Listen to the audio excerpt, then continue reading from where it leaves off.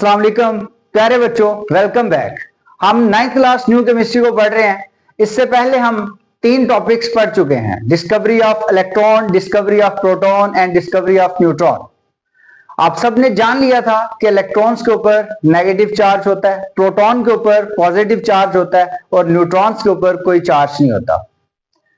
इन तीनों fundamental particles की discovery के बाद एक नई और अहम डिस्कवरी हुई और वो डिस्कवरी है न्यूक्लियस की।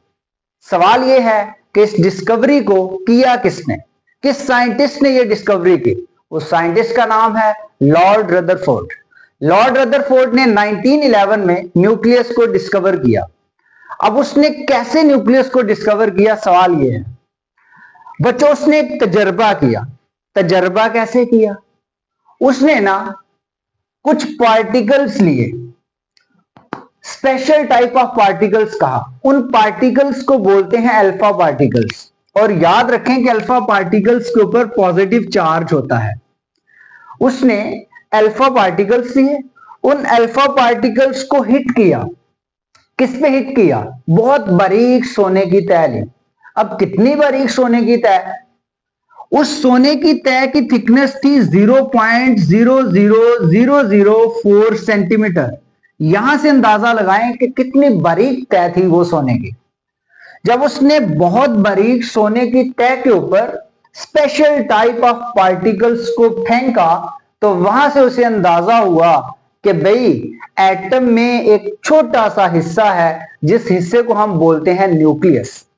तो आइए इस एक्सपेरिमेंटेशन को करते हैं फिगर की मदद से। अल्फा पार्टिकल्स जो है, स्पेशल टाइप ऑफ पार्टिकल्स जो हैं, उनके ऊपर चार्ज होता है पॉजिटिव। ये लीजिए, ये अल्फा पार्टिकल्स। अल्फा पार्टिकल्स को अब उसने थ्रो जो किया था वो थिन गोल्ड फाइल पे किया था। ऑब्वियस बात है कि गोल्ड भी एक एटम है। उस एटम जो है उसका स्ट्रक्चर ड्रा करते हैं। ये जी हमारे पास एटम का स्ट्रक्चर है। इसी तरह ये हमारे पास दूसरे एटम का स्ट्रक्चर है। उसी तरह ये हमारे पास तीसरे एटम का स्ट्रक्चर है। अब जब उसने थिन गोल्ड फाइल के ऊपर अल्फा पार्टिकल्स की बौछार करवाई तो हुआ ये कि अल्फा पार्टिकल्स जब जाके टकराए इस पोर्शन पे, सेंट्रल पोर्शन पे, तो वो अल्फा पार्टिकल्स वापस मुड़ आए।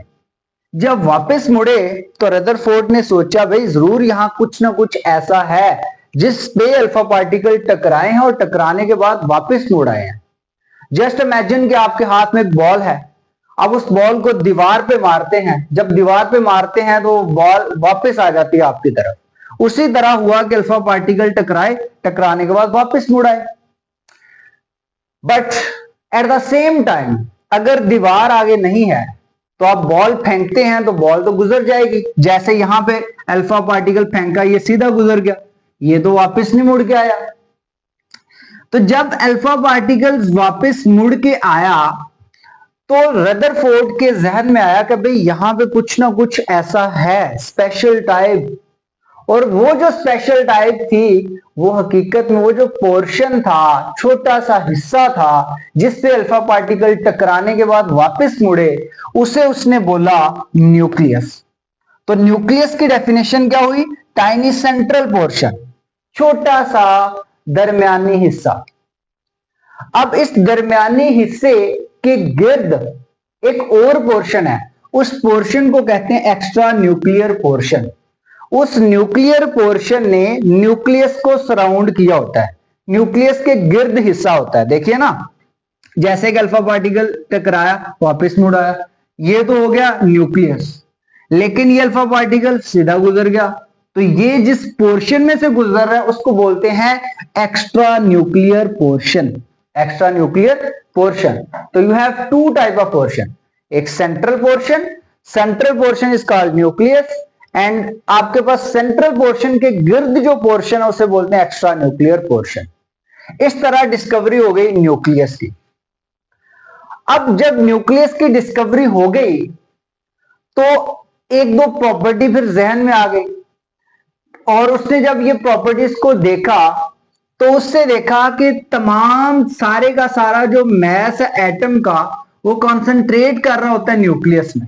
और ये बहुत अहम शॉर्ट आंसर क्वेश्चन भी आपसे पूछा जा सकता है कि एटम का जो मैस है, एटम का जो वजन है, वो सारे का सारा कॉन्सेंट्रेट करता है न्यूक्लियस में। न्यूक्लियस में यानी कि पाया जाता है एटम का मैस। ऐसा क्यों है? तो ऐसा इस वजह से है कि दो हैवी पार्टिकल, एक हैवी पार्टिकल का नाम है प्रोटॉन और दूसरे हैवी पार्टिकल का नाम है न्यूट्रॉन। ये न्यूक्लियस में है। दोनों हैवी पार्टिकल प्रोटॉन और न्यूट्रॉन ये न्यूक्लियस में है, इसलिए एटम का तकरीबन सारा जो मैस होता है वो न्यूक्लियस में होता है। अब इसी चीज को देखते हैं कि भाई ये जो हैवी पार्टिकल जिनको बोला जा रहा है प्रोटॉन और न्यूट्रॉन, आखिर इनका मैस कितना है?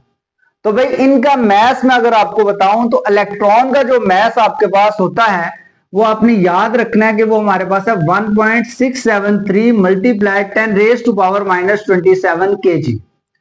अगर मैं आपको प्रोटॉन के मैस बताऊं तो वो है 1.675 multiply 10 raise to power -27 kg।